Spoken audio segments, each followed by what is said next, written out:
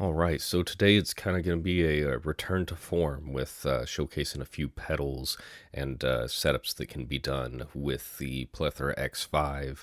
I've got the Boss AC-2 that we're looking at, the JHS Clover, and then the guitar that I'm using is actually one of these Traveler kind of compact guitars with no headstock. It's the nylon string model, playing all the way through. I picked this one up in a trade while I was working at a music store. It sat there for a long time, nobody really playing it. I just picked it up one day and mainly was a big fan of just how well it played.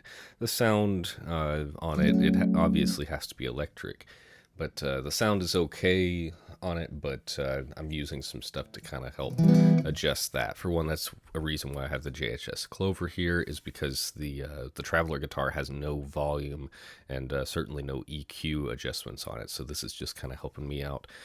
Without the JHS, that's what we sound like with it. And I'm not using it this way right now either, but one other great thing about having this so early in the chain is that it has the XLR out on the side, which could be used to run a dry signal or something and still get your affected sound as well. Again, I'm just using this as the preamp for this guitar since it does not have it. The main focus today, though, is the X5 and the AC-2. Because the AC-2 has been a popular pedal that I've covered here, and some of the options with it and how it should be used. And I was trying to picture a scenario where, and this is not how I would use it, but let's say you're wanting to do a solo acoustic set or something.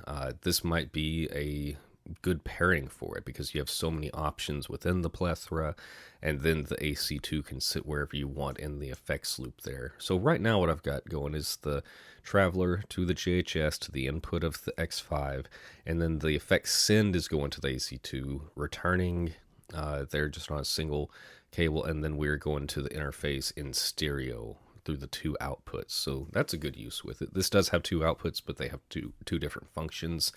So stereo is not going to work with that. So I put the effects loop kind of early in the chain here. I didn't want to be overloading the AC-2 with too much stuff that it's trying to take and make acoustically. So all I really put down here was the compressor.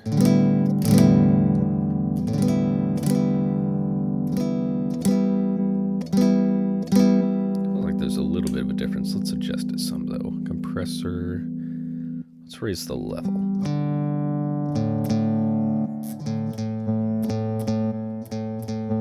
Really helps make it a little bit fuller. That's nice. Adjusting sustain.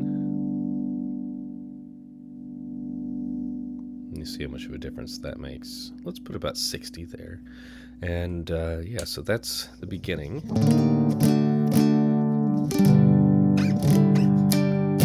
So with the AC-2, we have adjustments for body and top, and then a few different modes. So for the body, like if I cut that out, it gets very narrow sounding, a little bit too thick all the way up there. And then this make it kind of a little sharper, a little thin if we cut the top all the way out there. Put them both like right around there. And then as far as the functions, we have standard. We have jumbo.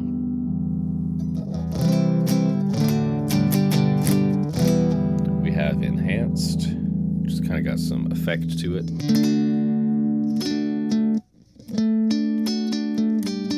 It's very subtle though. And last we have piezo, which I don't think I'm going to be using with this setup because this guitar uses a piezo pickup. So piezo into a piezo simulator, I'm not as big a fan of. Let's just keep on jumbo for right now. So the other effects that I had here, I kind of mixed them around. In fact, I was making another video on this and got about 10 minutes in and ran out of space on my iPad, so I'm having to start it all over again. So let's see what happens with the doubler when I turn that on. You're going to notice that the sound, if you're wearing headphones, you'll notice that the sound goes from mono straight in front of you to a hard pan left and right. You might be able to hear that without headphones, but you're definitely going to hear it with headphones. How that splits. So let's take a look at what I've got going for that. Pretty high dry signal. Affected signal is a little bit low. That not super. I'm more on the tight side than on the loose side with it. And then I didn't want to double up the dubs too much because it did seem like it got a little crowded, maybe we'll say. I'll show you what I mean though. So here's one dub. That's two. That's three dubs.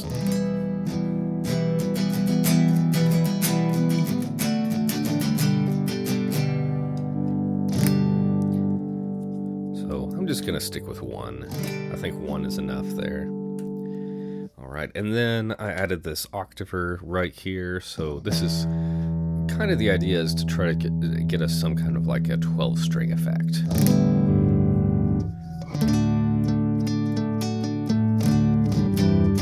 Almost makes it sound kind of like an organ.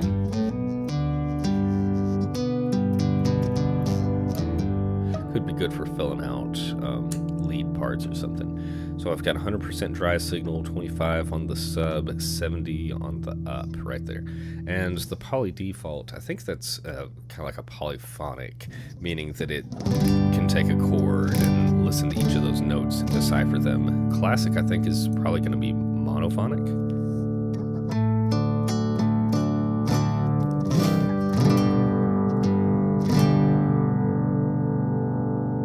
So I don't know if it can handle a chord as well. Single notes sounded pretty good. So I go back to poly. A little bit of a difference there between them. I like those as my options. Let's see. Let's add some delay onto it.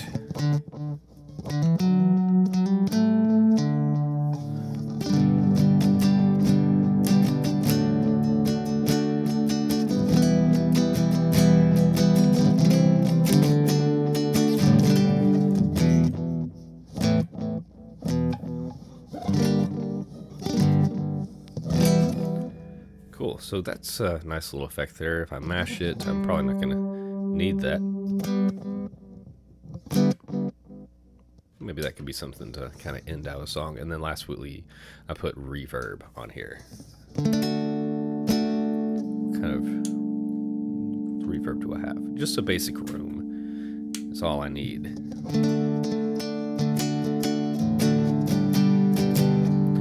Let's see if I can adjust. Maybe bring that tone down a little bit. It's kind of too bright up there. Let's put it down here.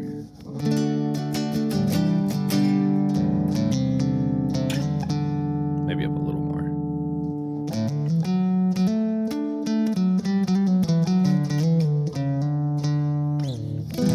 Yeah, that sounds pretty good. So other options that I could have for it, let's maybe look at it over here on the delay side. You know, I could have tried the chorus. I wasn't really feeling it though. I wanted to get other stuff loaded in here. Flanger, I'm probably not going to need. Harmony, I don't want to mess with. Looper, that was one of the options I had on the board, but I swapped it out for something else. Then noise gate, that could be okay. There's not really much noise going on with this, but that's always a handy utility. Octaver I'm using, phaser I'm not using, pitch shifter not using, reverb. Then the whole tremolo vibe and vibrato thing. I did have one of those in one of these spots here, trying to get an interesting sound that I was going for. It kind of worked, but I think the delay is going to be better too. I also tried the vintage echo, which is kind of a combination of reverb and delay, and I really felt like that I preferred to have those separate in this setting here. Let me show you what I meant though about the tap tremolo in this spot. So let's see. I had it set pretty extreme. And let's see, I'm going to set it to a square wave.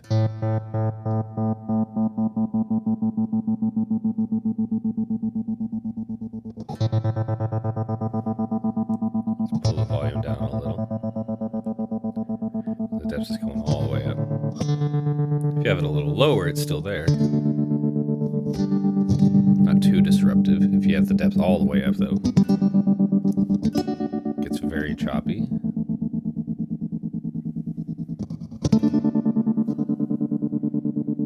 Yeah. What about vintage?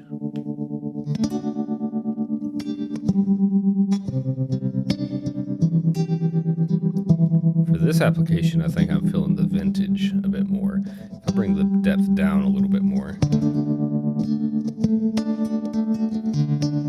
it keeps the sound from dropping all the way out. And then, of course, this is tremolo running into reverb, but I could switch these two. And see, now the reverb actually is affected by the tremolo, whereas back here, the tremolo is running into the reverb, and then the trails are still kind of there.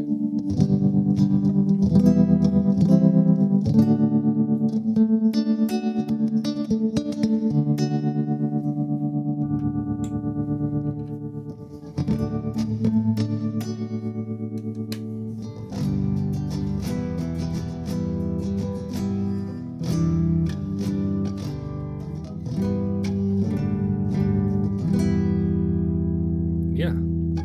So again, this is just kind of a theoretical setup that could be used for, say, an acoustic style solo set or something. Just if you're only needing the acoustic simulator, this could be a great use for it, where you're not having to switch back and forth between electric and acoustic. You can just stick with this and then have these effects that you can use, and the Plethora still lets you do a stereo mix out from it there, which you can't do just from the pedal. So I think that these two were a great combination. I don't know that I'll be doing this anytime soon myself in a real application, but I'd like to hear if it works out for you. If you do something similar to this with your setup, let me know what you think, and I'll try to get some more of these videos knocked out here soon. But thank you guys very much, and I will see you then.